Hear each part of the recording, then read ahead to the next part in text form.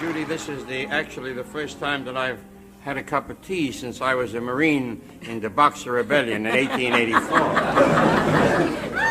But renewing this association with you on your show, considering the fact that I feel like your father confessor, and a lot of people do know it, was in my book, So Help Me, that many years ago I met you. You were a tiny girl in Chicago. Do you remember? That's right. Yes, I do remember. My goodness. You were so nice to me. Well, I was always nice to attractive young girls. And old men, too. But anyway... I sing like an old man. No, you sing like a doll. Yeah. We were playing, I think you must remember it, the Oriental Theater in Chicago. My, how crowded the theater. We were doing 6 shows a day. That's right. And I remember you were a baby with your family doing an act. The Gum Sisters. Yes. The Gum Sisters. Terrible name. Yes, it was a bad name. And I was the sort of a big macher, the boss of the theater. You were the star. And they got rid of a lot of the acts. And not that they were bad, but they got rid of them because we don't need it. You know, Georgie, you talk so much and the people want to see you, which they did then. And one woman in Pittsburgh. And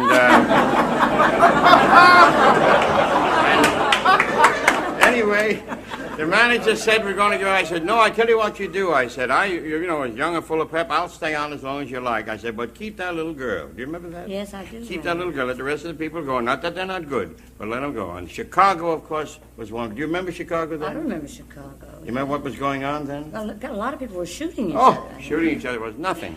Wasn't Dillinger killed? No, Dillinger was long after that. No, it was that time. Oh, that was Jesse James that I knew. But seriously, I remember one thing happened while we were playing there. There was a very tough fellow there. And he was a fellow that was, like many of the so-called hoodlums, was kind to his mother. And every Friday night, he'd go home where he lived on the Maxwell or Summer Street, have dinner with his mama. You know, shoot people in the morning, have dinner, then shoot some more, you know. Between meals. And finally, this night, on Friday night, he came home in an armored car to see his mother for the usual Friday night dinner. And as he stepped out of the armored car, they shot him full of holes. And breathless and bleeding, he climbed up the stairs and knocked on the mother's door. And she opened it. She said, Morris. He says, Mama, they got me. She says, first you'll eat, and then you'll tell me all about it.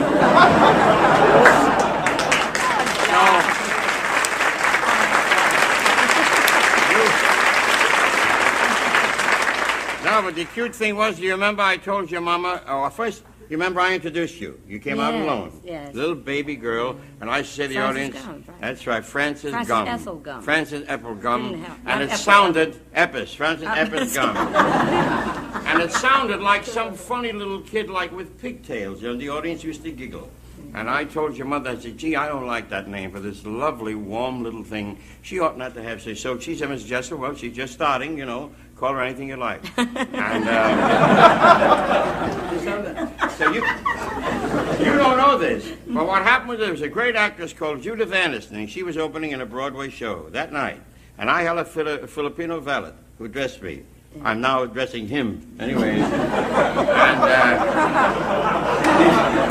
he said, and he called down from the balcony, saying, Mr. Jesse, don't forget send a telegram to Judith Anderson. She opened a new show, and I called from down a very flowery telegram. Dear Judith, may tonight add another rose to the garland of successes that adorn your great to something. And then I walked on.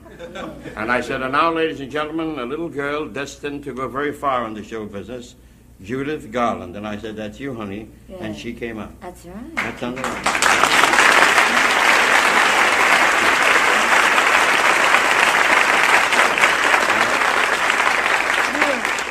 You want some tea? Nah. No.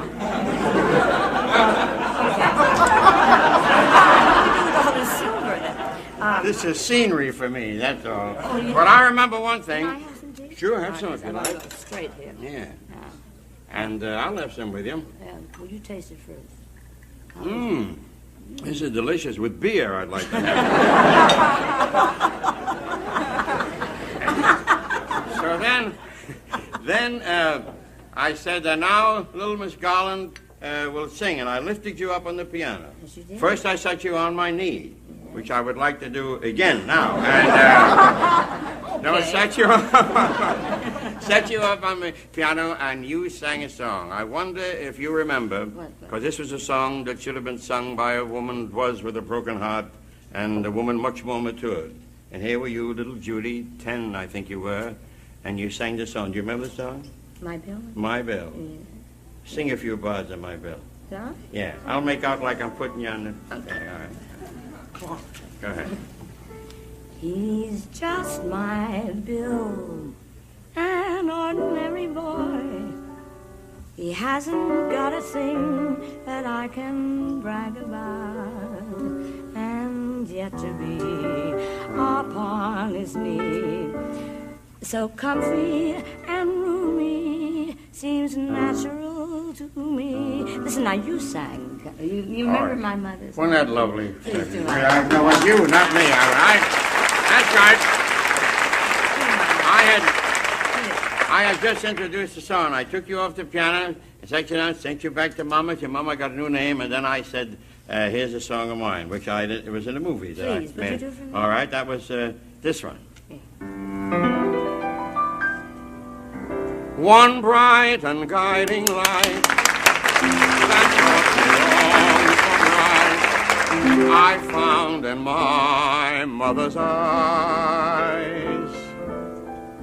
Those baby tales she told, that road all paved with gold, I found in my mother's eyes.